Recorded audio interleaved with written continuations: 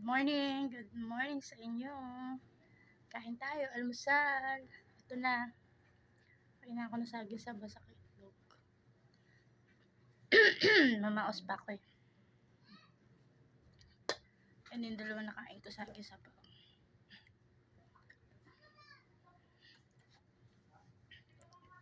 Ganyan lang. Ito yung dorm ko dito sa Pilipinas. Kain lang. Ngayon po, kain po tayo.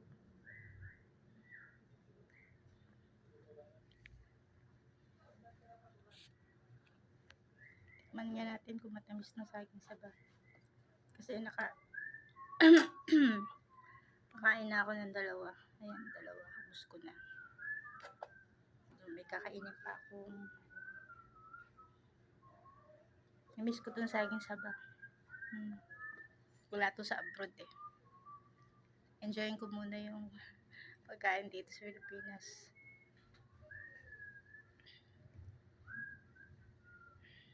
Kain tayo. Wait lang guys. Medyo magulo yung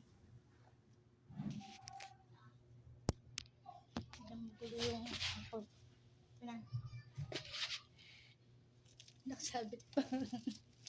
Magulo yung dorm ko. Yung kakain ako sa isaba.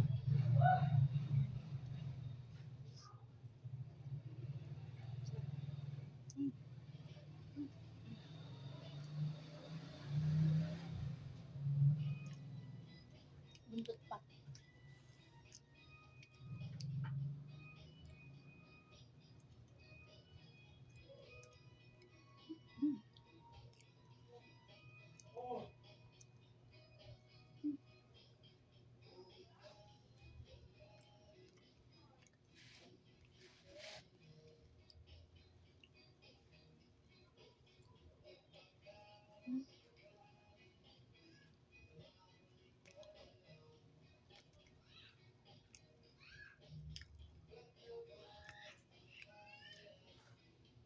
So ito.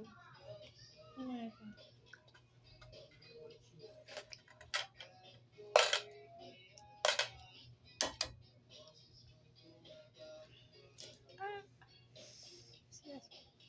Sabang pag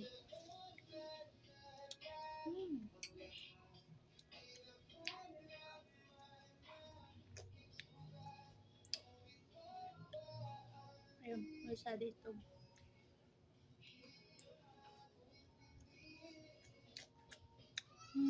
Sarap.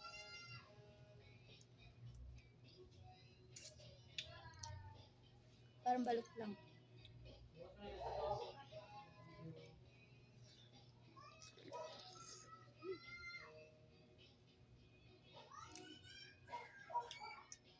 Kaya lang guys, ito ako asin. Ito may asin.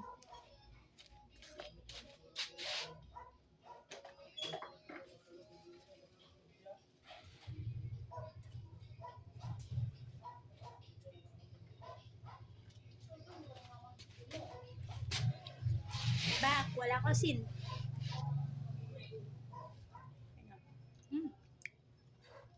Ah. Masado. Parang gumamit ko tsara. Kuha ko tsara. So guys, kuha ko tsara.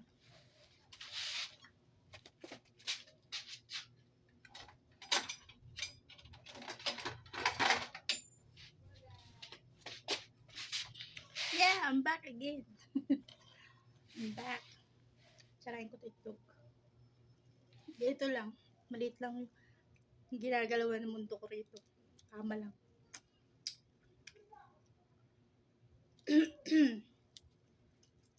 At tayo sarap. Ang dumidikit yung balat. Ginasin.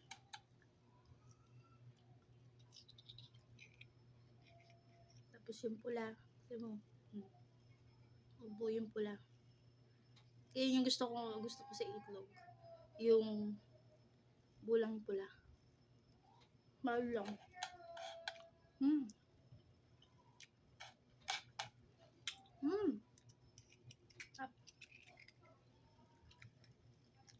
Sabi mo puti.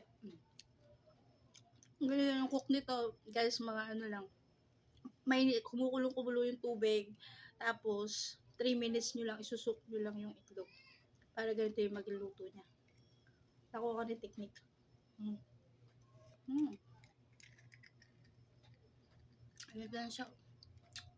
Parang siyang kulot. Mm. Mm.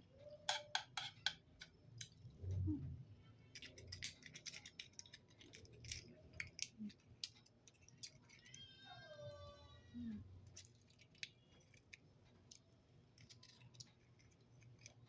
Tapos, babad nyo sa tubig na malamig para hindi kumapit yung balat pag maluto.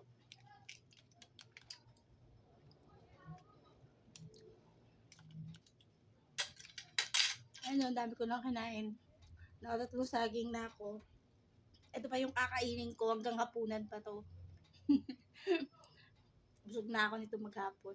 Ganito talaga yung buhay sa Pilipinas. Lalo niya hindi ka naman, wala ka naman permanent na trabaho dito.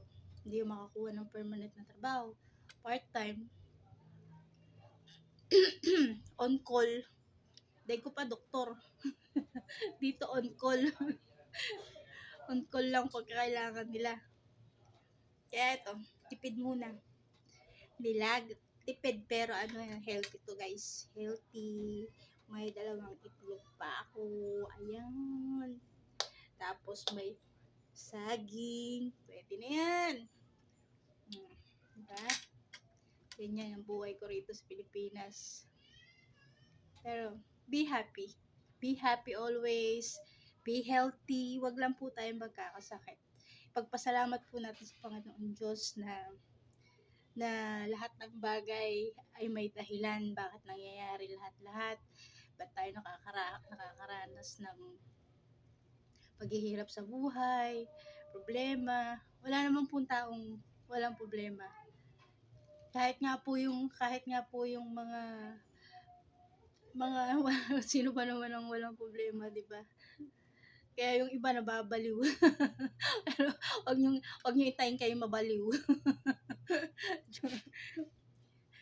Kaya po lahat tayo ay dumadaan sa mga pagsubok. Kaya kahit na kahit na wala akong pamilya, na nandito ako sa Pilipinas, na ako na lang nagsusustain para sa sarili ko, naniniwala pa rin ako na lahat ng bagay ay may katapusan, di ba? So, kaya hindi ko na po iniisip kung ano pa man yung on the next future, ay hindi ko na iniisip yon. Hindi ko pinaplano yon. I don't think the past, I don't think the future.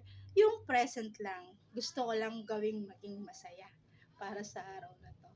Di ba? So, happy lang. Sige, bye-bye!